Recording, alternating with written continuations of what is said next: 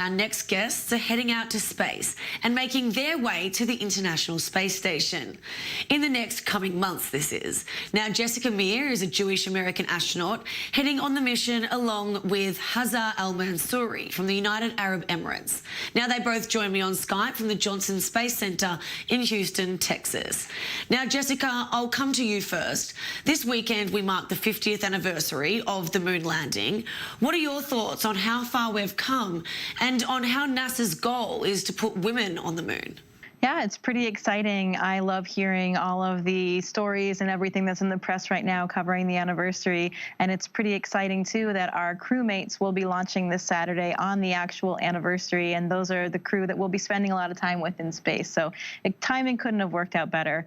I think it is great to see how far we have come in the program. Now we've had this continuous presence on the International Space Station for almost 20 years now. So we've come a long way from those earlier moon missions. And it's great timing for us to go back. I'm very excited about all of us going back, and hopefully someone from our office, one of the females in our office will be that first woman on the moon. I would love for it to be me, but we'll see how it plays out. And Hazaa, you are the first astronaut from the UAE going into space. Did the moon landing have any effect on you growing up? Yes, I'm looking forward to be among this international cooperation to go to Moon and beyond. One of the reasons that I choose this field and I choose to be a pilot and I end up in this place here today, I saw moon landing in videos. So it's one of the things that ignites and sparks me about space and to explore. And Jessica, let's go back to you now. You plan to study the physiological effects of space travel on astronauts. Do you plan to apply this research to future long-term deep space missions? Yes, absolutely. All of the data that we're collecting on how spaceflight and radiation and the microgravity environment affect the human body are absolutely critical to extending our presence in space. So now that we have the space station and we have these typically 6-month missions and some missions even longer than that, we are gathering more and more data to understand how these processes, how everything about the spaceflight environment affects us. And we need those questions answered so that we know how long we can spend, how we can bring people back safely. The biggest problem right now that still remains out there that we will be doing experiments on the space station is the radiation environment. How much radiation we'll get, especially when we talk about going to Mars and going further out into the solar system. So those experiments will absolutely give us the data that we need in order to explore further. Now, Hazaa, the UAE also has a mission in the works to reach Mars. Can you tell us a little more about that? Yes, in UAE, and we will celebrate in 2021 our HAW probe will reach orbit around Mars, and will give a lot of information back home. So it will reach 2021. We will launch it next year. It will take 6 months to reach the orbit around Mars, and hopefully it will be beneficial for the whole mankind. Now, this question is for the both of you. Has your experience as an astronaut changed your outlook on life in any way?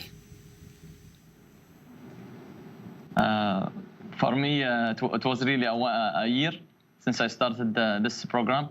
It was really a huge change in my life in terms of the knowledge I gain and the amount of people I meet with, especially in this field, the space field.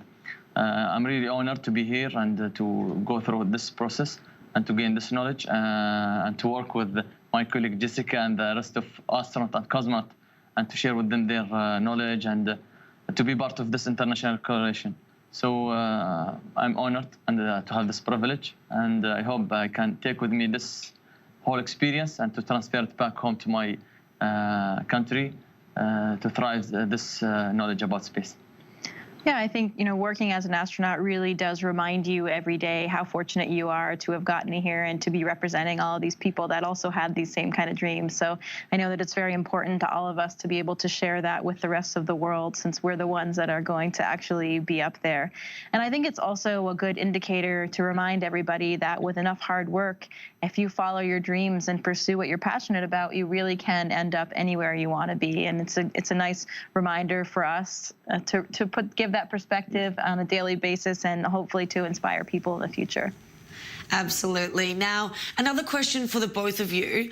What are you looking forward to most once you're up in orbit? I think for me, I'm really looking forward to conducting the many scientific experiments and gathering data and helping the scientists answer all these really important questions that we have. And secondly, doing a spacewalk is something that I've really dreamed about my entire life. There are quite a few spacewalks scheduled while we're up there, so hopefully that will come true as well. Definitely for me, same with Jessica. I'm looking forward to conduct my experiments on board the station, to work with the whole crew up there in the space, in the onboard International Space Station, to learn more how this big laboratory orbiting Earth, and really give us more knowledge about how to live in space, to take this knowledge and take it with me back home.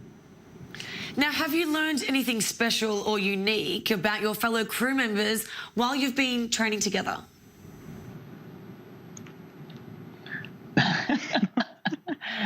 For me, I found that Jessica, she loved baklava. Yes, actually, I think we do. We have found that we have a lot of culinary interests in common. So, you know, both being, my father is from the Middle East as well. So I think we share a lot of that kind of the baklava and the dates and all of these delicacies we both really enjoy. So that's nice that we have that in common.